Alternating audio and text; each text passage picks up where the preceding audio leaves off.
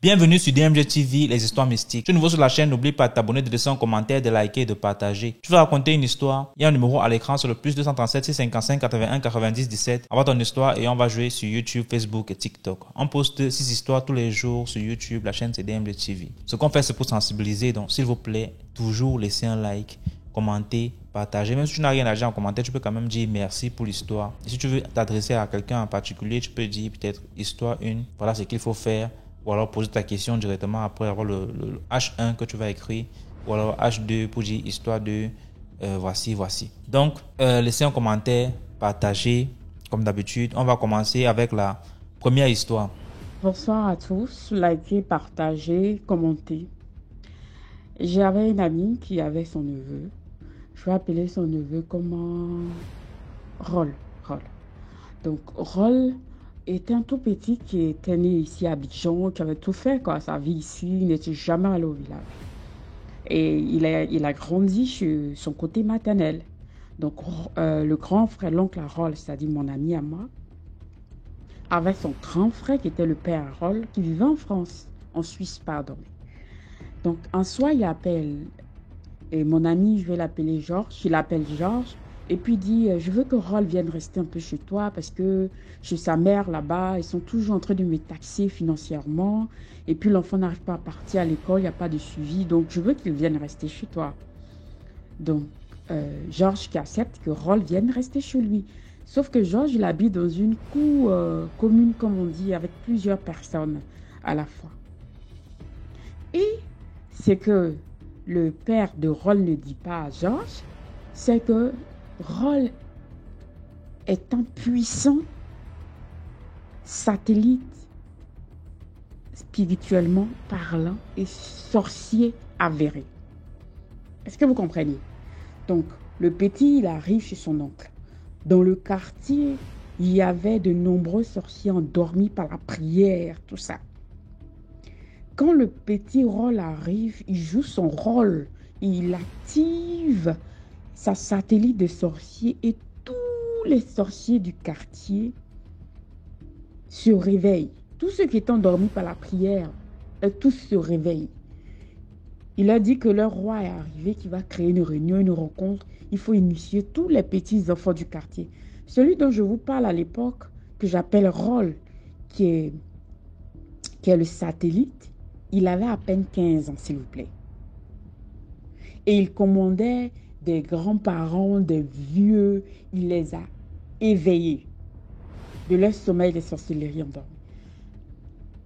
Et un soir, personne ne savait dans le quartier que Rol était un dangereux en fait. Voilà, comme on dit, c'était un maplan ou même. C'était un grand-père de la sorcellerie. Son père recevait des plaintes depuis la Suisse, mais il se jouait les blancs. Donc, il ne prenait pas ça au sérieux. Il s'est dit, oh, les gens veulent mentir sur mon fils, comme ci, comme ça. Il active tous les sorciers endormis, il les réveille, il organise des réunions. Il commence à commanditer plein d'agressions, de vols, de personnes qui se blessent. Il commence à avoir des décès dans le quartier, des femmes enceintes qui perdent leur enfant, fausse couche à gauche, à droite. Les soirs, on sent des émeutes de chiens dans les quartiers. Le courant se coupe. Il y a plein de choses qui commencent à se passer dans le quartier. Et tous les habitants ont commencé à avoir peur sans savoir l'origine de ce qui s'est passé en fait. Le petit Rol était dangereux dans le quartier. C'est pas possible. Et qu'est-ce qui s'est passé un soir? Les enfants étaient en train de s'amuser. Et il y a un enfant que Rol l'a giflé. Un petit de 5 ans comme ça. Il a giflé le petit d'une manière. Le doigt du Rol de 15 ans est resté sur le petit là, de 5 ans. Donc le petit a commencé à pleurer, il est parti dire à sa mère que maman, tu vois Rol, non, il m'a frappé. Sa maman dit, mais pourquoi il te frappe? Elle dit, mais l'enfant dit que depuis il vient, il partage les bonbons aux gens, il vient me donner à manger, je dis que je ne mange pas, ça que ça il m'a giflé. Donc la mère prend l'enfant, prend la main de l'enfant et puis elle va devant le petit Rol de 15 ans là pour lui demander, toi, tu gifles mon fils pour quelle raison? Et rôle, déjà les sorciers, là, ils sont arrogants, hein. Quel que soit leur âge, là, ils n'ont pas peur de te regarder dans les yeux pour lire ton âme. Donc le petit regarde la femme dans les yeux, puis lui dit que tu t'amuses à me parler comme ça, ton pied va se casser. Que plus jamais toi tu viens me parler comme ça. Elle dit, aïe, toi un petit comme ça, c'est comme ça tu me parles. Donc elle se fâche, elle va voir l'oncle de Rolf qui s'appelle Georges. Et elle explique ça à Georges. Georges lui-même, où il est couché dans sa maison, il ne sait pas qu'il dort. Il ne sait pas ce qui se passe dans sa maison. Donc, l'oncle Georges dit que je vais tenir une réunion et puis mon petit va te demander pardon. Petite réunion, le tonton a parlé de ça là. C'est tout le quartier qui est venu à la réunion de 4 personnes. Mais il dit, mais vous là, vous faites quoi ici? On dit, c'est notre ami qui est Georges. C'est notre ami, on est en train de le soutenir. Que l'enfant qui l'a giflé, il est impoli. Elle dit, l'oncle de Georges dit, mais Georges là, c'est votre parent, mais c'est mon parent. Sortez d'ici! Donc, l'oncle dit à Georges, pardon, l'oncle Georges dit à Rolf, demande pardon à la dame que tu as giflé son enfant. Et il regarde son oncle et dit, moi, je ne peux jamais lui demander pardon parce qu'elle n'est rien devant moi. Que toi-même, mon oncle, tu n'es rien devant moi. Son oncle dit, mais pourquoi tu me parles comme ça? Il dit, si vous continuez à m'énerver, toi, mon oncle, tu vas perdre ton boulot. Madame, demain soir, ton pied va se casser. Si tu t'amuses, moi. Et c'est lui, Rolf de 15 ans, qui se lève au milieu des grandes personnes. Et puis, il s'en va se promener dans le quartier. Donc, la femme, ayant eu peur, elle dit, mais c'est comme ça ton rôle là, et il est impoli comme ça. Mais il se comporte comme un grand sorcier. Hein. Un enfant comme ça, il ne peut pas parler à de grandes personnes comme ça. Son oncle était sidéré et il est resté assis sur la chaise. La femme s'est levée son enfant. Elle est partie à la maison. Mais la partie où Rolf a giflé le petit là, la trace est là et la joue en train de s'enfler. Donc, elle prend l'enfant, elle l'envoie à l'hôpital. Les gars regardent, ils commencent à avoir pu sur le côté là. Elle envoie à l'église parce qu'à l'hôpital, ils n'ont rien dit de bon. Ils lui ont donné des médicaments. Quand l'enfant boit, chaque soir, il pleure. Il dit que lui, voir Rolf en train de venir le chercher, il n'accepte pas. Donc, elle envoie la prière dans des petits groupes du quartier là. Ils ont prié sur l'enfant jusqu'en...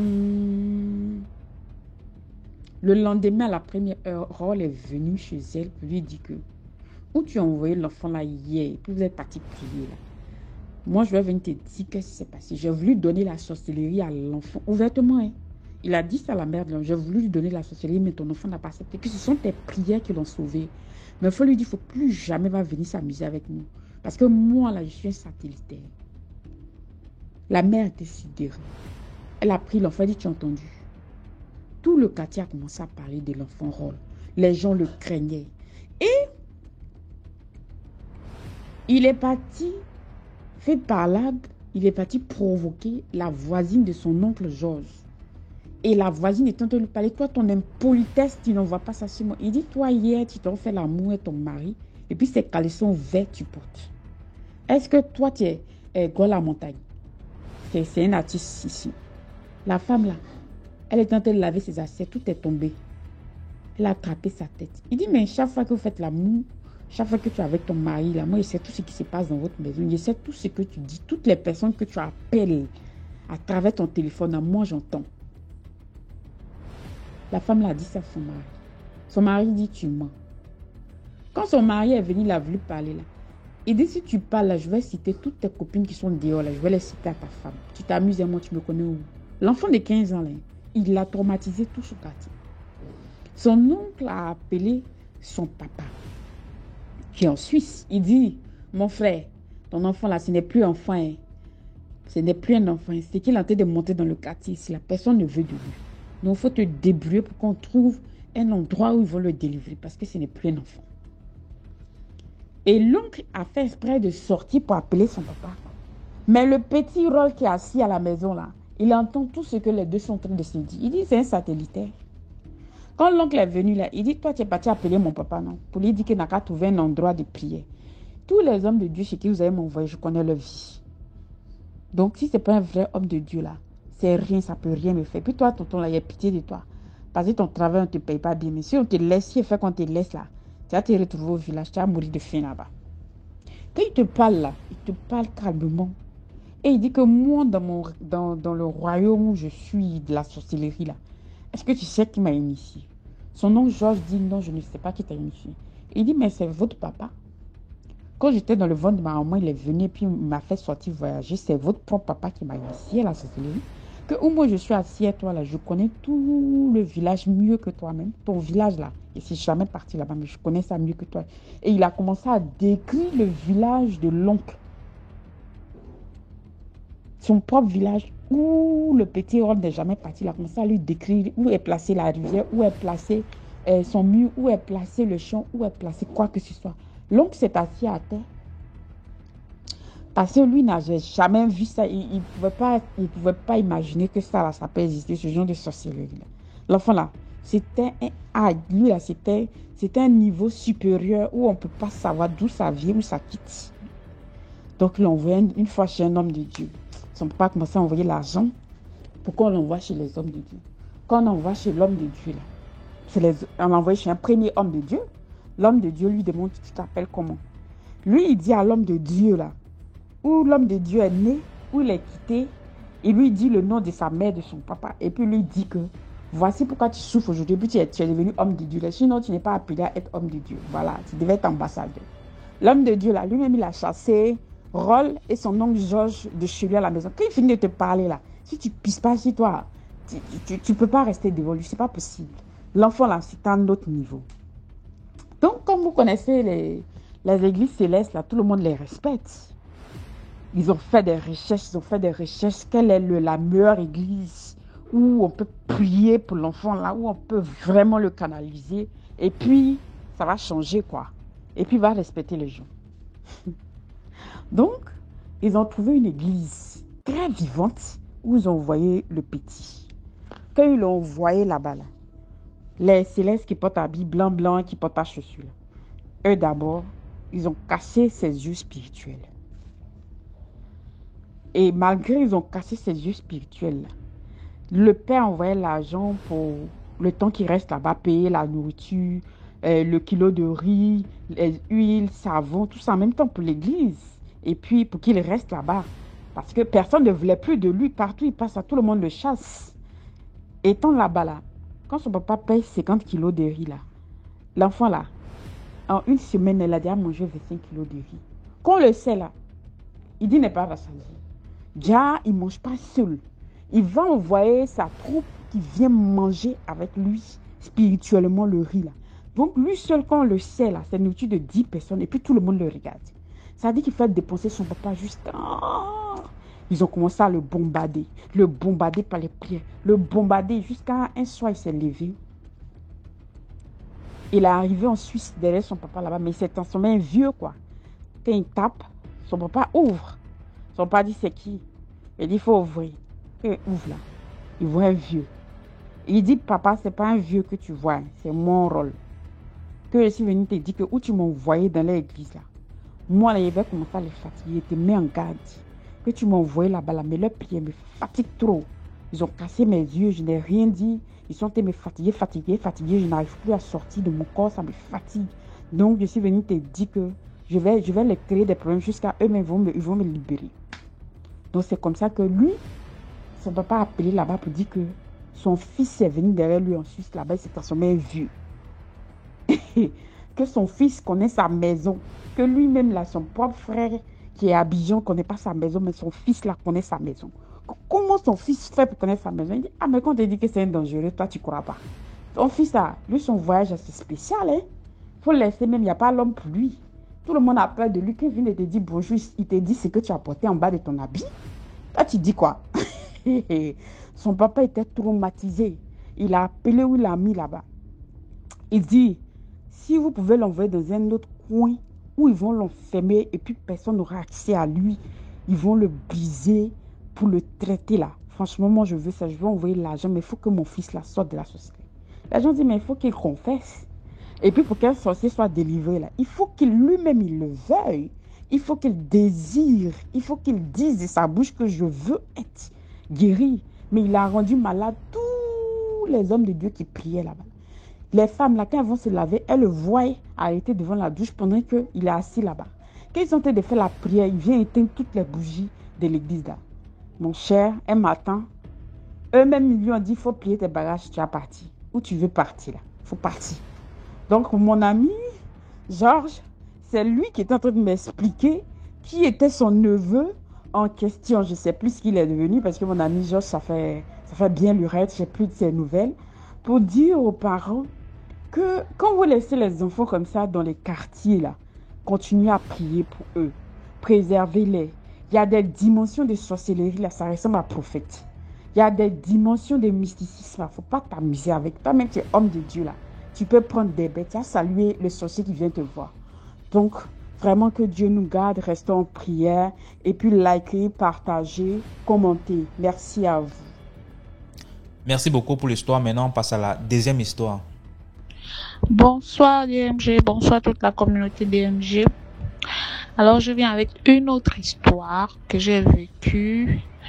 Il y avait entre 7 et 8 ans. L'histoire s'est passée dans une localité au Cameroun. Au Cameroun, en fait, c'est pas... J'ai pas envie de citer le nom de la localité. C'est du genre, vous voyez, quand les sociétés qui logent les gens, qui construisent un peu des logements pour les personnes qui travaillent. Donc, c'est dans cette localité que ma grand-mère paternelle restait et travaillait dans la société en question. J'ai pas envie de citer le nom. Donc, l'histoire se passe les vacances de mes 7-8 ans là. Nous sommes allés passer les vacances là-bas, chez ma grand-mère. Voilà, la grand-mère avait sa voisine. C'était un peu des maisons qui sont du genre, tu as ton appartement, après c'est séparé avec un mur. Et puis ces appartements étaient construits en terre battue. Et après on les remblait avec du ciment. Je sais pas si vous voyez un peu. En terre battue et on remble avec le ciment. Du genre, quand tu vois, à la première vue, tu te dis c'est une maison en dur. Mais lorsque il y a peut-être une faille, vous voyez, lorsque il y a un trou, comment on appelle, en fait ça peut se percer. Vous voyez, après un trou se forme peut-être et après tu peux être en contact facilement avec le voisin même à travers le trou là. Je sais pas si vous voyez un peu. Donc l'histoire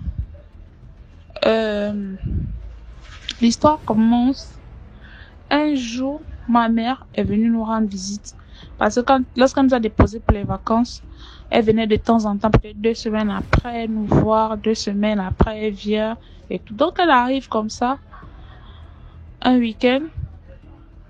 Le matin, un samedi matin, c'était un samedi, je me lève pour aller me soulager parce que nous, les enfants, on pissait beaucoup plus à la cour. Donc, elle était assise à la terrasse. Donc, je pas pisser à la cour. Elle me regarde. Elle me regarde partir, marcher et tout. Et elle commence à parler. Elle dit, attends, finis de pisser un peu, tu viens ici. Et quand elle parlait, c'était genre le matin comme ça, là, on était à la terrasse et puis on avait une voisine qui restait aussi avec l'une de ses petites filles. Elles étaient aussi assises à la terrasse et tout. Donc c'était un peu ça. Le week-end, samedi matin, les gens sont dehors là, en train de papoter et tout. Elle me dit, attends, finis de me pisser un peu, tu viens ici là. Toi là, tu as quel problème? Pourquoi tu maigris comme ça là? Hein? Tu es malade. Donc elle parlait comme ça. Elle me touchait. Elle me dit, tu as mal quelque part? J'ai dit non. Tu es malade? J'ai dit non. Mais pourquoi tu maigris? Tu ne manges pas? J'ai dit, je mange et tout. Elle dit, mais pourquoi tu maigris? Les autres sont là, les vacances, tout le monde grossit. Toi, tu es là, tu maigris. J'ai dit, oh, moi, ça me faisait même rire quand elle parlait comme ça. Après, elle a commencé à parler. Elle dit, en tout cas, avant la fin des vacances, là, moi, je vais vous amener dans mon village. C'est ma mère qui parle. Là, on était chez ma grand-mère, où on était les vacances, là. J'étais chez ma grand-mère paternelle, donc la mère de mon père. Et maman venait nous rendre visite de temps en temps. Elle était restée en ville avec mon père. Donc, elle a commencé à parler. Elle dit non, moi, les vacances, là, avant la fin des vacances, je dois t'amener dans mon village. Et puis, il faut que mon grand-père, je vais t'amener chez mon grand-père là-bas. Parce que c'est pas normal qu'un enfant comme toi, tout le monde, tous tes frères et soeurs, tout le monde grossit, tout le monde prend du poids, les vacances se passent bien. Mais toi, au lieu de grossir, tu fais que maigrir alors que tu n'es pas malade, tu manges, Donc, et du coup, elle parlait comme ça juste pour au cas où, s'il y a quelqu'un, parce que on connaît son village, ma mère est yabassienne. Bon, elle a un côté yabassien, un côté Douala, mais c'est le côté yabassien qui est plus dominant voilà, en fait, c'est son côté yabassien qui est plus dominant. Donc, et les gens qui connaissent les yabassiens savent que eux, ce sont des personnes qui ne blaguent pas et tout. Bon, bref, selon ce qu'on dit, moi, je sais pas trop. Donc, maman a commencé à parler. Et après, la voisine, la grand-mère voisine là, parce que c'était aussi une grand-mère, notre voisine là, elle travaillait avec ma grand-mère. Elle voit comment elle réplique. Elle dit, oh non, mais tu vas l'amener là-bas, pourquoi? Laisse-la, on ne lui fait rien. On ne lui fait rien, on l'embête seulement. Même si tu vois qu'elle est comme ça, là, on va rien lui faire. Les gens, on va rien lui faire. Donc, elle parle comme ça, genre, qu'on ne va rien lui faire, on l'embête seulement, elle ne peut pas. C'est là que maman a dit que c'est qui embête mon enfant. Moi, on n'embête pas mes enfants parce que quand je les accouche seule. Je porte ma grossesse seule, je les suis seule et tout. Donc, il n'y a pas de on les embête seulement. Là, comment la maman l'a dit. La grand-mère l'a dit, non. Ok, maman a dit, en tout cas, moi, j'ai déjà dit, avant la fin des vacances, là, je pars avec vous. Vous tous. Ok. Alors, la journée est terminée. Le lendemain, dans la nuit, dimanche, soir comme ça, il était 20h, 19h, 20h. Donc, ma grand-mère, elle était couchée dans sa chambre. Elle était fatiguée. En fait, parce qu'elle était allée à l'église, elle a passé sa journée un peu dehors, après l'église, comme elle était ancienne de l'église, un peu. Donc, elle est rentrée, elle s'est couchée, elle s'est allongée, comme elle devait partir travailler le matin. Comme elle devait aller au travail le matin, donc, elle allait dans sa chambre. Elle allait s'allonger dans sa chambre. Elle ne dormait même pas en tant que telle, elle était juste allongée là. Et comme je disais, les murs, le mur de notre grand-mère là, notre voisine et le nôtre, il y avait un trou. Du coup, quand quelqu'un parlait de l'autre côté, tu écoutais. Et en plus, ces maisons, il n'y avait pas de plafond, il y avait les ouvertures en haut. Donc, la grand-mère est couchée. Nous, on était dehors avec maman. Maman était assise avec l'une de ses copines. Elle était en train de raconter. On était dehors là et tout. Voilà comment la grand-mère écoute la voix d'un homme dans la chambre de la voisine. Alors qu'elle sait que la voisine n'a pas de mari, elle n'a pas d'homme. Donc ça attire l'attention de la grand-mère. Elle fait un peu comme les enfants du genre. Elle va écouter. Elle va écouter à travers le trou là. Là comment elle part. Se met derrière le trou. Elle se met l'oreille au trou. Elle écoute comment le monsieur est en train de parler. Le monsieur dit à la vieille, à cette dame, que non. C'est la dame qui dit au monsieur, non, pardon, je veux que tu lui casses les dents de la sorcellerie. Parce que ce qu'elle m'a fait aujourd'hui, là, on est allé à la plantation, elle m'a tapé, elle a cassé tout le champ de manioc. Elle a cassé tout le champ de manioc. Donc, pardon, elle me dépasse déjà, je veux que tu lui casses toutes ces dents de sorcellerie, là. Oh! La grande me dit que, qu'est-ce que j'écoute là? Alors, comment elle sort doucement, elle fait signe à maman, signe de la main que viens d'abord. Maman vient, elle écoute. Donc, elle continue à parler. Elle fait qu'elle dit à l'homme là que pardon, aide-moi. Et je ne peux pas. Maman dit, on risque de dire ici là qu'il y a que nous. Elle a appelé sa copine que viens écouter. Parce que le monsieur lui disait que non, elle est déjà plus forte que toi, hein, parce que là, voilà, et l'enfant d'autrui que vous transformez en chicotte là. L'enfant d'autrui que vous transformez en chicotte là, il faut déjà arrêter ça. Alors, comment elle dit au monsieur là que justement, c'est parce que je lui demande d'arrêter tout ce qu'elle fait là. D'arrêter tout ce qu'elle fait là. Je lui demande d'arrêter tout ce qu'elle fait. Voilà pourquoi elle allait me taper au champ. Elle allait me taper à la plantation là-bas. Si tu arrives dans ma plantation, tu vas voir comment tout le champ est cassé. Comme si les éléphants ont bagarré là-bas. Aïe, quand maman a écouté ça, maman a dit ça dort. Moi, je suis pas là pour m'arrêter, pour écouter. Maman a pété un câble, elle allait cogner à la porte. Elle a commencé à parler que, hein? Donc, c'est ce que vous faites ici, là. Ma fille, donc c'est votre chicotte et tout. Maman a commencé à parler, à donner, à parler. Et puis, elle a commencé à parler. Et puis, il y a une autre parenthèse. Il y a une autre partie de l'histoire. Ah, l'histoire est d'être longue au DMG. Donc, avant même l'histoire partie là, ce qui s'est passé, c'est que nous, à la maison, tous les jours, quand on dormait le matin, quand on se réveille, vous voyez, quand vous dormez, les souris, les rats, les souris vous rongent là. Et ça rongeait que les gens de notre maison. Tout le quartier était calme. C'est-à-dire que peu importe qui vient à la maison là, que tu dormes avec les chaussettes, que tu laves bien les mains avec le savon, quand tu te réveilles le matin, les souris t'ont rongé. Le phénomène là, on ne comprenait pas. On met les médicaments des souris dans la maison, ça ne tue pas les souris. Oh, voilà comment le monsieur, et voilà comment comment on appelle, un jour déjà, c'est qui a d'abord fait comment on appelle, que ma mère commence à avoir des soupçons par rapport aux souris là. Un jour, on est en train de suivre la télévision au salon. On est en train de suivre parce qu'à l'époque là, beaucoup de gens n'avaient pas de télé. Et c'était du genre, quand vous allumez, beaucoup de voisins viennent. Donc, nous sommes en train de suivre la télé au salon. Voilà comment la petite fille de la grand-mère là vient. Elle avait environ 13 ans. Quand elle vient comme ça, elle lâche un gaz. C'est ça que maman se fâche que maintenant, tu peux pas faire ça. Tu vois les grandes personnes, tout le monde assis. Allez, sors, va dehors là-bas, bien tu pars à la maison. Elle dit à ma mère que, ah bon, donc tu me mets dehors. Ok. Les souris vont bien te ronger aujourd'hui. Quand tu vas rentrer à Douala là, tu seras incapable de porter les babouches. Ma mère a dit, ah bon. Ah bon. Donc c'est toi. Bon, après, on se disait juste que c'est la blague. Que c'était la blague, comme elle a balancé, parce qu'on se plaignait tous des souris. Mais chez eux, les souris ne bouffaient jamais quelqu'un. Donc, maman, elle a pris ça comme la blague. Elle a dit, elle avait banalisé. Alors, c'est quand l'histoire est sortie, quand la grand-mère a écouté derrière le mur, quand l'histoire est sortie là, que on a commencé maintenant à parler de tout ça.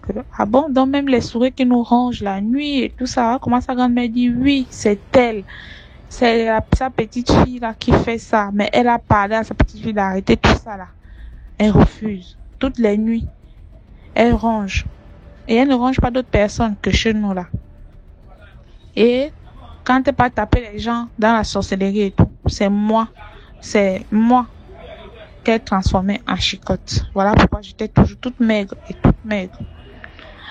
Donc, voilà un peu l'histoire que je voulais raconter. Ma mère a parlé, et après on a parlé, le chef du village, le chef du quartier en question on est parti chez lui, il a convoqué, il a demandé à la grand-mère là de tout faire pour que sa petite fille arrête ça, sinon on va l'expulser du village et tout.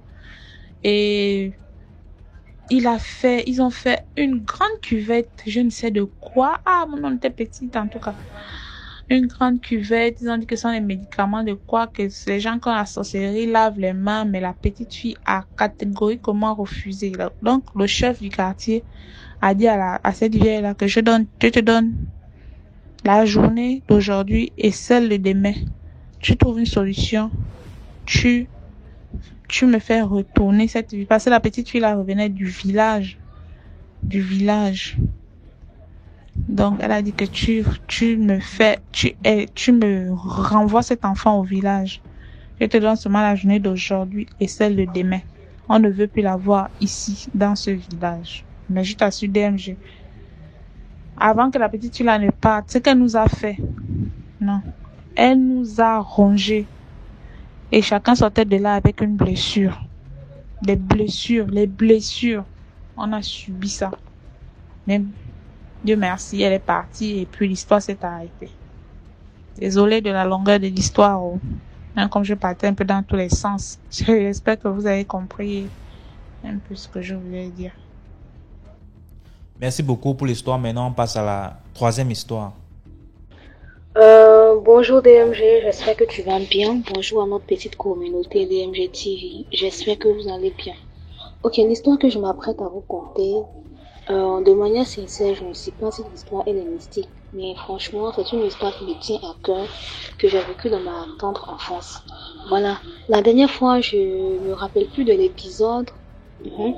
Mais c'était une histoire d'une dame qu'elle avait contée. Elle avait dit que sa tante avait acheté un miroir royal à une vente aux enchères. Et après ça, le miroir en question lui a fait quoi là, causé beaucoup de désagréments. Et donc c'est à la suite de ça que je me suis rappelé de la part d'histoire aussi que j'avais vécu lorsque j'étais une enfant. Voilà, l'histoire n'est pas longue, je sais pas si elle est mystique, mais je voulais la partager avec vous. Lorsque j'étais plus jeune, maman, lorsqu'elle était à la maison, elle avait un haut qu'elle aimait bien porter. Chez nous, en Côte d'Ivoire, on appelle ce genre d'habits-là communément les bodys. Voilà, ce sont des habits où on met pour faire les travaux de la maison et autres. Et donc moi, étant toute petite, dans ma tête, je me suis dit que bon, tiens, sûrement, c'était l'habit préféré de maman. Voilà, parce que à chaque moment qu'elle était là pour travailler à la maison, il fallait qu'elle mette cet habit-là. Et donc c'était comme ça. Voilà qu'un jour, maman fait la lessive, elle fait le sourire. Lorsque le soir est en train de tomber, j'enlève l'habit et puis bon, toute seule dans la chambre, je me suis mise à plier l'habit et autres. Donc j'ai plié pas mal d'habits. Puis soudain, j'arrive au fameux habit de maman. Voilà, c'était un habit, il y avait l'image d'une très belle femme. Elle était de couleur blanche. Et elle avait de longs cheveux. Moi, je sais pas faire la différence, les blancs là, les cheveux, mais en tout cas, c'était pas des cheveux noirs. Et puis, elle était habillée sexy. Une très belle femme. Maintenant, c'est comme si c'était à la plage et puis elle était dans un restaurant. Et donc, quand je prends l'habit, en voulant plier l'habit, je vois, c'est comme si l'image qui est sur l'habit a parlé. Mais elle n'a pas dit salut, salut, non, elle n'a pas parlé, mais c'est comme si sa bouche murmurait. Et donc, quand je vis ça, j'ai jeté, comment dirais-je, l'habit. Et puis, je me suis retirée de la chambre vite, vite. Sauf que je n'ai pas eu le courage, malheureusement, d'en parler à quelqu'un. Parce que je savais que personne de chez personne allait me croire. Et donc, il faut dire que l'histoire m'a un peu jalonnée. Et donc, je n'arrivais même plus à je n'arrivais même plus à dormir parce que ça obsédait mes pensées. Et puis bon, je me faisais toute une image. Donc, du coup, comme solution, j'ai eu à jeter l'habit dans un WC. Et puis bon, je suis passée à autre chose. Personnellement, je n'ai pas dit à quelqu'un parce que personne n'allait me croire. Mais ce n'est qu'en écoutant l'histoire de la dame que je me suis dit, bon, peut-être que j'ai vécu un truc paranormal aussi, sait-on jamais. Et donc, je voulais partager l'histoire avec vous, histoire de vous dire peut-être de faire très attention aux habits que nous achetons au marché, surtout les habits où il y a des images, des stars et autres. Il faut beaucoup qu'on prie dessus avant de porter. Donc, c'était ma petite histoire. Je vous prie de commenter, de liker et de partager. À ceux qui ne sont pas encore abonnés, je vous prie de bien vouloir le faire parce que vous ratez vraiment une pépite. Merci DMG, merci à la communauté. Merci beaucoup pour l'histoire. Maintenant, on passe à la 4e histoire. Bonsoir la grande famille DMG. Bonsoir tout le monde. Je tiens à vous raconter mon histoire qui m'est arrivée personnellement ici. J'invite tout le monde à partager, liker et je voudrais remercier DMG pour ton initiative que tu as eu à créer car elle nous édifie au jour du jour. En fait, mon histoire commence en 2022 quand je faisais première année universitaire à l'université de Yaoundé 2. À l'université de Yaoundé 2. Pendant cette période, c'était la période des examens dans la session normale. Et que j'ai fini, ce jour, j'ai fini de composer l'épreuve que j'avais à composer. Je suis rentré. Mais sur le chemin, je remarque une femme courte, vêtue de noir, foulard noir, une robe noire, avec des ballerines noires, vieilles, un peu binôme, un peu courte, tant pour moi, un peu courte. La femme me regarde, la femme me fixe. Et elle était un peu du genre, de l'autre côté de la route. De l'autre côté de la route. Bon, j'ai banalisé la chose. Bon, moi, je suis rentré chez moi. Je suis rentré chez moi. La nuit, quand je m'endors, je fais un rêve. Je fais le rêve où la femme est encore de me poursuivre. La femme est encore de me poursuivre. Mais je reste comme ça. Qu'est-ce qui se passe? Ce n'est pas la femme que j'ai vue en journée ici. On a quel lien de parenté pour qu'elle se mette à me poursuivre comme ça là? Bah, elle me poursuit. On a peut-être fait 1 heure de poursuite. Dans cette poursuite, je me retrouve dans un bâtiment. Dans le dernier niveau d'un bâtiment. C'est là qu'elle apparaît. Elle me dit, elle commence à parler une langue étrangère. Yes. Je commence même à crier. Bah, c'est aussi que moi j'ai reçu une éducation devant une telle situation. Tu ne dois pas trembler. Tu dois appeler Jésus, car il a la solution à toute chose. Je me mets à crier que Jésus aide-moi, Jésus aide-moi, Jésus aide-moi, Jésus aide-moi. C'est comme ça que je me réveille brusquement dans les rêves. J'ai transpiré, franchement. Et le samedi d'après, comme on a l'habitude de faire des prières, des cellules de prière à la maison. Ce jour, tout le monde était là. C'est comme ça que le pasteur qui devait venir faire, qui nous faisait la cellule de prière, il est arrivé un peu 30 minutes après. On commence à chanter des chansons de louange, des chansons d'adoration, on fait la petite prière. Avant de faire la petite prière, il nous demande, quelqu'un de vous a composé un examen? On se regarde, je dis oui. Je me lève, je dis oui. Moi j'ai eu à composer ma session normale la semaine passée. C'est comme ça qu'il me dit, tes épreuves sont sur le plafond. Mais je reste comme ça, je regarde que mes épreuves sont sur le plafond comment? C'est comme ça qu'il me dit, pour annuler ça, tu vas te mettre à genoux. On va essayer de faire la prière. On me met de l'huile l'onction et je prends le pain de Dieu, le pain du Christ avec le sang. C'est comme ça, le pain du Christ et le sang qu'on donne souvent dans les églises en fait. Je me mets à boire. Subitement, quand je finis de boire, je tombe. Quand je tombe là, parce que là, moi, j'étais inconscient. C'est là que je me lève subitement dans cette inconscience. Je me lève. On me dit, ma cousine me raconte que c'était la voix d'une vieille femme qui parlait déjà. Elle commence à crier. Elle commence à crier de laisser mon corps, que son corps c'est son temple. Bref. C'est comme ça que le pasteur ce jour-là commence à chasser la femme à question de mon corps. Et quand on finit de faire la prière ce jour,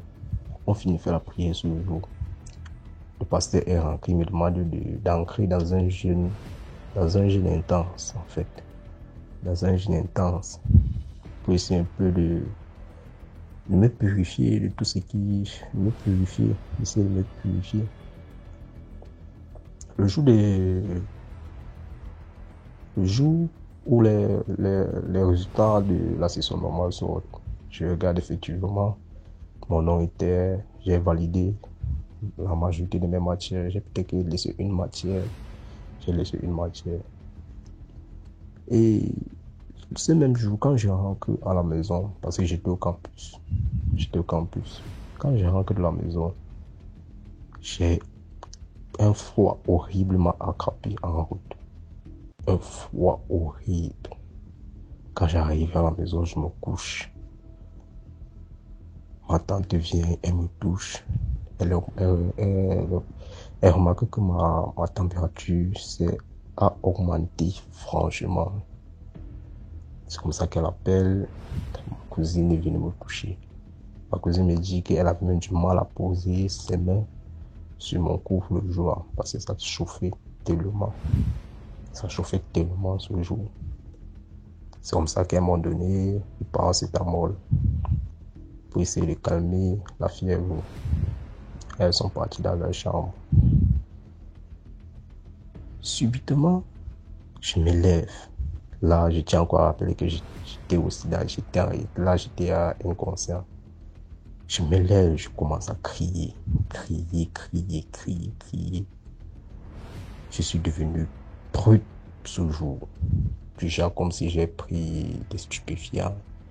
Je commence à poursuivre tout le monde à la maison. Je commence à crier. On me dit que c'était même plus ma voix. Je commence à taper la porte où ma cousine était. Je l'appelle, je lui demande, viens ici. Une voix horrible. Mais ma femme, ma tante dans la panique, elle ferme la chambre. Elle ferme la chambre à clé. Elle appelle les voisins. C'est comme ça que ces voisins-là arrivent. Nos voisins-là arrivent dans deux grandes... Bon, vu que moi j'étais nouveau un peu chez ma tante, deux types sont arrivés. C'est comme ça qu'ils m'arrêtent la main. Elle m'arrête la main. L'autre m'arrête aussi de l'autre main. Il commence à me demander qu'est-ce qu'il y a. Je commence à dire laissez-moi. Et à la maison, nous avons un château qui mesure peut-être 5 mètres. C'est comme ça que je monte sur le château. Je monte sur la barrière. Je dis que je veux sauter. Je veux aller au-dessus du château et je veux sauter pour atterrir.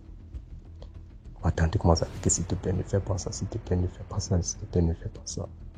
Elle appelle le pasteur, le même pasteur ici, de venir à la maison. Quand le pasteur vient, on me prend, on m'attache les pieds, mais on part vers moi à l'église. C'est à l'église que c'était vraiment la totale. À l'église là-bas, j'ai commencé à crier, déchirer mes habits. C'est là-bas que j'ai su que j'étais possédé par une femme. Et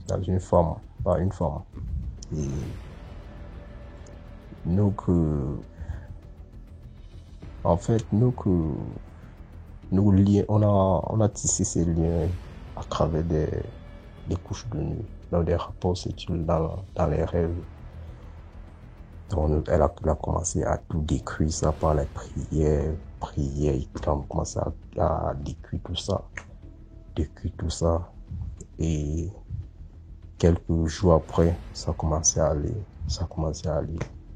Quand ma tante me racontait ces histoires, moi j'étais dépassé, mais ça a commencé comment et depuis quand?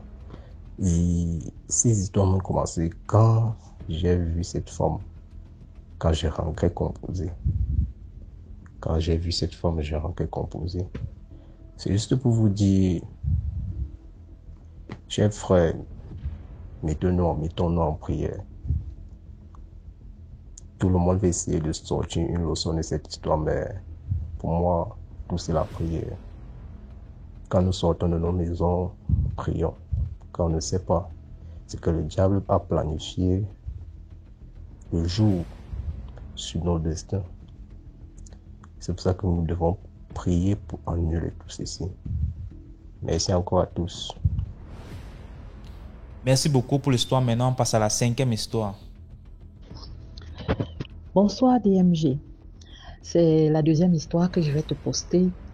Comme je disais, je prendrai le temps maintenant de raconter un peu toutes les histoires mystiques que j'ai à ma possession, ce que j'ai vécu, ce que d'autres personnes ont vécu à côté de moi. Bon, bonsoir à toute la communauté DMG. Likez, commentez, partagez, parce que ça nous édifie. Mon DMG, je vais te raconter une histoire. Ce n'était pas une histoire qui m'appartenait, mais c'est une histoire qu'on avait dû me raconter pour me dissuader de ce que je voulais faire. En fait, nous sommes en 2014, je pense bien. Je rencontre donc l'un de mes camarades de classe avec qui on avait fait le collège ensemble, le lycée ensemble. On se rencontre et tout. Il m'invite chez lui. Bon, je connaissais bien le chez lui, mais je ne savais pas qu'il était revenu dans la ville. Il m'invite, je passe là-bas. Je pense que j'étais arrivé là-bas peut-être vers 11h. On avait passé toute la journée à causer, à discuter. Vraiment, c'était les retrouvailles. On pensait à nos journées au lycée et tout. Il était déjà, on peut dire, 20h par là. Comme il habitait au bord de la route, puisque lui, il habitait au bord de la route dans un grand carrefour. Et puis, ça se passait dans la ville de Yaoundé. Je ne vais pas donner quand même le nom des différents lieux, mais ça se passait dans la ville de Yaoundé. Je sors donc pour aller prendre le taxi. Je me rends compte que comme c'était l'heure de pointe, il y avait tellement d'embouteillages. On n'arrivait vraiment pas à trouver même la place pour se tenir pour prendre le taxi. C'est comme ça que nous, on se tient de côté, on continue de discuter. Devant moi, une voiture vient, elle ralentit un peu. En fait, j'ai l'intention d'aller vers la voiture pour demander est-ce que vous allez dans tel quartier? S'il te plaît, vous pouvez m'écouter. La route, il me dit maman, ne fais pas ça. Je lui dis que ouais, je vais alors faire comment? Est-ce que minuit va me trouver ici? Il me dit que laisse, je vais te raconter une histoire qui s'est passée. Ça ne fait même pas 10 jours. Ça s'est passé la semaine passée. Une amie est venue me rendre visite ici. Je suis venue l'accompagner comme je t'accompagne là. À 20h, elle a bien pris son taxi devant moi parce qu'elle allait du côté d'Etoudi. Elle a pris son taxi devant moi, mais 2h, 3h de temps après, elle est arrivée ici au portail, sonné, c'est le gardien qui est venu toquer à ma porte parce que apparemment il m'avait déjà appelé, moi je n'avais pas suivi ses appels pour me raconter ce qui lui est arrivé. Il me dit quoi? Il me dit que comme la fille allait à Etoudi, il fallait traverser la route pour prendre le taxi. Il est parti, il a traversé la route, il a pris le taxi avec... il a stoppé le taxi, la fille a pris le taxi, il a pris la plaque pour mesure de sécurité. Le gars a roulé avec lui. Quand ils arrivent donc vers le mess des officiers là, à Oulézoa, le taximan lui dit que lui va passer par Mélène et tout pour aller je ne sais où. La fille lui dit que moi je pars et tout. Comment vous allez aller passer par Mélène et tout ça là? Que non, mieux laissez-moi ici. Le chauffeur dit qu'ok, il n'y a pas de problème, on te laisse ici. Elle n'a même pas payé. Bon, pour éviter, comme l'endroit est souvent un peu obscur, elle est allée vers le Prestige Hotel juste devant parce qu'il se faisait déjà, elle était peut-être 20h15 comme ça. Comme il y a la lumière vers Prestige Hotel, elle s'est placée là. À peine elle se place, et voilà une grosse voiture qui arrive, une grosse Prado noire là qui arrive. Le monsieur ralentit, il klaxonne. Elle part vers le monsieur, lui demande ma petite, comment tu vas où? Il dit bonsoir, non, moi je suis en train d'aller vers Etoudi là et tout. Il lui dit ok, comment je vais vers Loncac? Je peux t'écouter le chemin ou bien je peux même te laisser là-bas et revenir. La fille dit ok, pas de souci. La fille monte devant. Elle dit c'était un monsieur bien propre, posé, un monsieur peut-être de la quarantaine comme ça. Ils commencent à discuter, causer de tout et de rien. Le monsieur ne lui faisait même pas la cour. Et tout, ils arrivent vers la poste là, elle lui dit que ouais, moi je suis à mon hôtel, quelque part par là, j'ai des documents là, je voudrais déposer ce que j'ai avec moi et puis récupérer d'autres documents.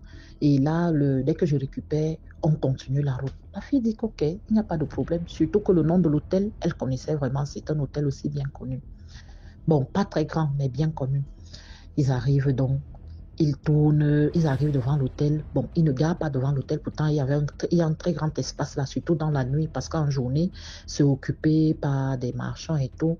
Mais la nuit, c'est libre. Ils contournent, ils tournent et ça va passer par un parking souterrain. Sa tête tique d'abord. Elle dit bon, elle ne connaît pas bien l'hôtel, mais elle est étonnée de voir un parking souterrain à cet hôtel-là. Pourtant, elle passe là chaque jour. Elle n'a pas l'impression que c'est un hôtel qui peut avoir un parking souterrain. Ils arrivent là-bas en bas. Elle dit que dans sa tête, elle se dit que non, je ne vais pas attendre le monsieur, c'est dans la voiture, le temps qu'il récupère ce qu'il a récupéré, et puis il redescend. Mais elle regarde encore le parking, il n'y avait que quelques voitures, mais c'était très grand là en bas. Elle dit que non, maman, si on vient m'agresser ici, je vais faire comment? Voilà comment elle descend de la voiture avec le monsieur. Ils montent, ils prennent l'ascenseur était là en bas, ils prennent l'ascenseur, ils montent. En temps normal, c'est un hôtel qui a peut-être 7 ou 11 niveaux. Oui, 7 ou 11. C'est pas très grand. Ils prennent l'ascenseur. Elle dit qu'elle n'a même pas prêté attention sur quel bouton elle avait appuyé ou combien de boutons est-ce qu'il y avait. Elle n'avait vraiment pas prêté attention. Ils se mettent à monter. Elle dit qu'ils étaient en train de causer. Comme ils causaient dans la voiture, parler de tout, de rien, du sport, de tout. Ils sont mis à monter. Elle dit à un certain moment, c'est comme si l'atmosphère avait changé. Elle dit que c'était comme si l'atmosphère avait changé. Comme si, elle dit qu'il y avait un silence pas possible. Le monsieur même s'est arrêté de causer. Monter. Elle dit que, il ne faisait que monter dans l'ascenseur, monter.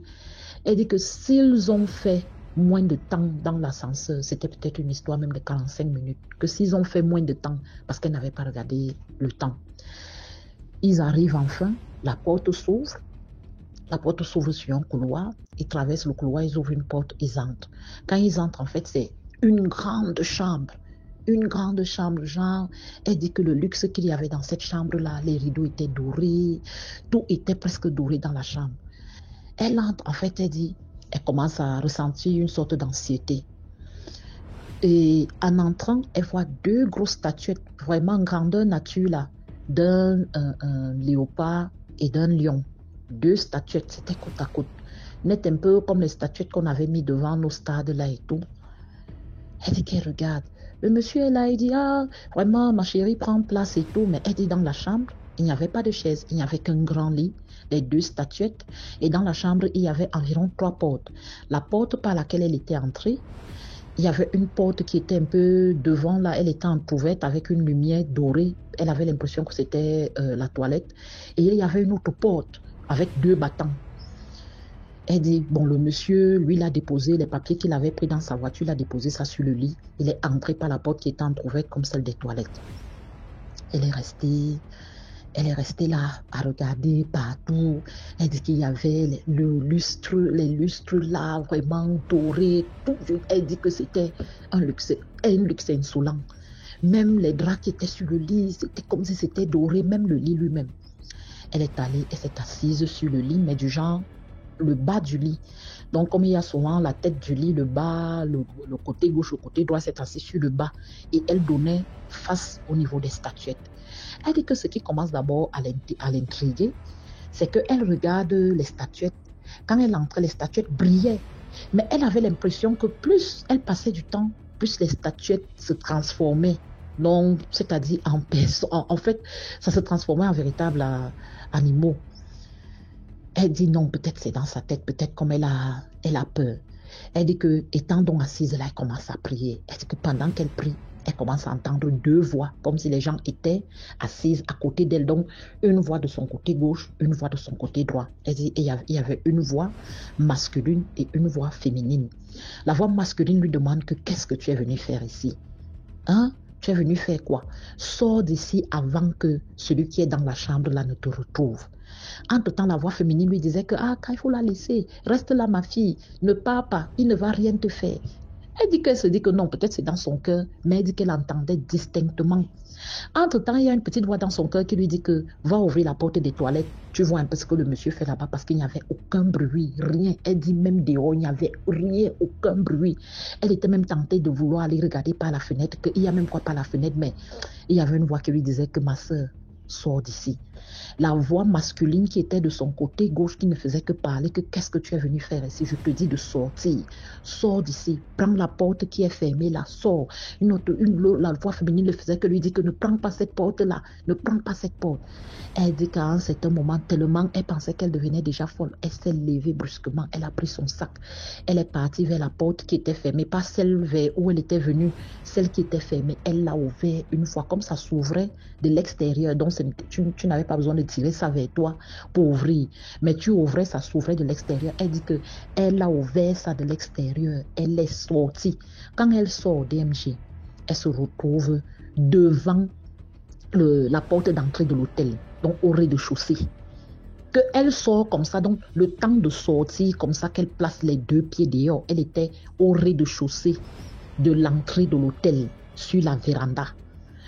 Comme l'endroit là est généralement dans la nuit un peu désert et il y a les Nangaboko qui sont par là, elle dit qu'elle n'a même pas regardé que est-ce que les Nanga peuvent même me poignarder ici ou quoi. Elle a vu un taxi passer, elle a seulement hélé le taxi que pardon taxi, dépose-moi à tel quartier, donc là où mon ami là vivait. Donc pendant qu'elle était dans le taxi, elle appelait donc mon ami, il ne décrochait pas. Quand elle est donc arrivée au portail, comme le gardien l'avait vu sortir, donc le gardien l'a reconnu, le gardien était obligé d'aller appeler mon ami. Lui dit qu'il a été obligé de ressortir avec elle, de prendre maintenant un dépôt avec elle, d'aller la déposer chez elle. Et maintenant, lui, il a repris le même dépôt pour revenir chez lui. Je dis que DMG, quand il a fini de me raconter ça, j'ai seulement dit que maman, le dehors s'y glisse. Le dehors s'y glisse. J'avais attendu mon taxi au calme. J'ai pris mon taxi au calme, que pardon, laissez-moi dans mon quartier. Les histoires de que les voitures à gauche, les voitures à droite là, que elle avait dit à son amie que elle ne sait même pas que si elle n'avait pas suivi la voie, ou c'est quoi qui est à l'intérieur là-bas, ou c'est quoi, elle était repartie là-bas dans la journée, regardez s'il y a le parking souterrain, il n'y a aucun parking souterrain dans l'hôtel là, aucun, il y a plutôt d'autres bâtiments où il y a des bureaux, donc d'autres bâtiments, pas les bâtiments de l'hôtel, les bâtiments qui sont à côté de l'hôtel. L'endroit est tellement même serré qu'il n'y a même pas moyen de dire qu'on allait même faire un parking souterrain. Les voitures qui viennent à l'hôtel gardent devant l'hôtel comme ça, il y a un grand parking là devant l'hôtel. C'est que je ne veux même pas seulement donner le nom. Donc, vraiment, faisons attention. Le dehors s'est glissé, ça glisse depuis longtemps, juste qu'avec le phénomène des réseaux sociaux, on peut déjà sensibiliser comme DMG sensibilise là. Vraiment, faisons attention. Tout ce que je peux dire, c'est que vraiment commenter, liker, partager pour que ça puisse édifier et sauver des vies. Merci DMG. Merci beaucoup pour l'histoire. Maintenant, on passe à la 6e histoire. Allô, bonsoir DMG TV. Je viens pour raconter encore une petite histoire mystique. Oui, l'histoire, c'est l'histoire d'un jeune conducteur, et le conducteur des boss dans la ville de Lagos. Voilà, tu sais que quand il conduit, il voit les petits jeunes garçons qui cousent les grosses voitures, qui faraudent l'argent et tout. On dit qu'ils sont dans les tweaks. Par exemple, comme on dit les Yahoo Boys, les scammers là. Donc, lui aussi dit que mais, si les gens là font ça et ils ne meurent pas et rien ne les arrive, pourquoi pas moi aussi? C'est là où il se lève, il commence à se renseigner. On lui donne la direction d'un père qui fait le médicament pour avoir l'argent. C'est là où il se lève, il dit que ok. Il fait l'effort, il cherche l'argent, il rentre à la maison, il a une femme avec un enfant. Il rentre à la maison, dit à sa femme que bon, je veux voyager. Sa femme dit ok. Quand le monsieur voyage, il arrive, il rencontre le père, le monsieur. Quand il rencontre le monsieur, il demande qu'est-ce qui t'amène chez moi, il dit qu'il a besoin d'argent. Le monsieur lui demande s'il est prêt, il dit que oui. Maintenant, il s'assoit et discute avec le monsieur. Le monsieur lui demande maintenant que tu es quand même prêt. Il dit que oui. Lui maintenant demande au monsieur que oui. Le travail que tu viens de me dire, combien je veux te payer? C'est là le wishman lui dit, le marabout quoi, lui dit, combien tu me donnes, je prends. Il dit ok, si je te donne 30 000, c'est bon. Le monsieur dit, il n'y a pas de problème. Mais ce que tu vas faire, pas en ville, acheter 2 poulets. Tu viens avec. Il dit que ok, il part en ville, il achète 2 poulets. Le monsieur lui dit, tu vas rester ici 3 jours avant de partir. Ça va commencer aujourd'hui en soirée. Il dit qu'il a compris. Le monsieur, le soir arrivé, le monsieur dit que tu éteins ton téléphone et tu me donnes ton téléphone. Je garde parce que je ne veux pas de distraction. Le monsieur dit que ok, il éteint son téléphone, il donne au monsieur, au jazzman, il prend, il garde. Il garde. La nuit arrive, le monsieur l'appelle, il attache sa face. Quand il attache sa face, donc il ne voit pas. Il prend le premier poulet, il lui donne. Il dit, tue-moi le poulet ici. Le monsieur prend le poulet, il est en train de tirer. Il casse plutôt par le cou du poulet, il tue le poulet par le cou, donc il tire le poulet jusqu'à l'os qui est à l'intérieur du cou là, que vous connaissez là, c'est cassé. Ce n'est que la chair qui était restée, qui arrêtait le corps et la tête. C'est la chair et ce n'est que la peau, quoi. Il dit que c'est bon, jette ça là-bas, dépose ça là-bas, il dépose. Il prend encore le deuxième poulet, il dit casse le pied. Il prend le deuxième poulet, il casse le pied. Quand il finit de faire ça maintenant, il détache la face du monsieur. Après les 3 jours, c'est là il libère le monsieur, il donne le téléphone du monsieur. Dès que le monsieur part, il arrive en route. Dès qu'il allume le téléphone, les appels viennent de partout. On t'appelle depuis combien de jours? On ne te voit pas. C'est grave, viens d'abord. Quand il arrive, il se rend compte que on l'appelle, il dit que son enfant est mort et sa femme a cassé le pied. Voilà qu'il part, il arrive à l'hôpital. Il voit de la même manière qu'il a tué le poulet là hier. C'est la même manière que sa fille est morte. Quand il est parti à la morgue pour voir, ce n'est que la chair, et ce n'est que la peau qui arrêtait encore le cou de sa fille. Et sa femme était là avec le pied cassé, gonflé. Lui maintenant, il ne sait pas quoi faire. Il regarde, il se lève maintenant directement. Il rentre chez le marabout. Quand il arrive chez le marabout, il dit au marabout que donc, je suis venu que voilà, tu as tué ma fille et ma femme, alors que l'an que je cherche, c'est pour aller prendre soin de. Le marabout lui dit que je t'ai même laissé arriver ici parce que je voulais te dire quelque chose. Tout ce qu'on fait a un prix. Donc tu crois que tu vas avoir l'argent sans rien dépenser? Il dit que mettez de 30 000, mais l'autre là ne sert à rien.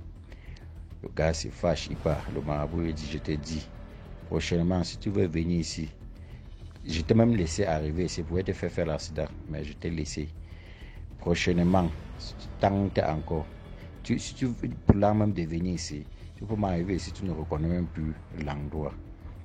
Et entre-temps, il avait dit que c'est après 7 jours qu'il va voir l'argent. Voilà le gars qui est rentré, il est chez lui, il ne sait pas quoi faire. Voilà sa femme à l'hôpital, tout et tout. Et c'est le petit frère de sa femme qui est en Europe qui envoie l'argent pour prendre soin de la femme. Voilà que le Joe, il ne sait pas quoi faire. Il dort jusqu'à il se réveille un matin, il voit Ghana Moscou. Les Ghana Moscou là, c'est posé chez lui. Il dit qui a déposé ça? Il l'ouvre, il voit c'est plein d'argent, différents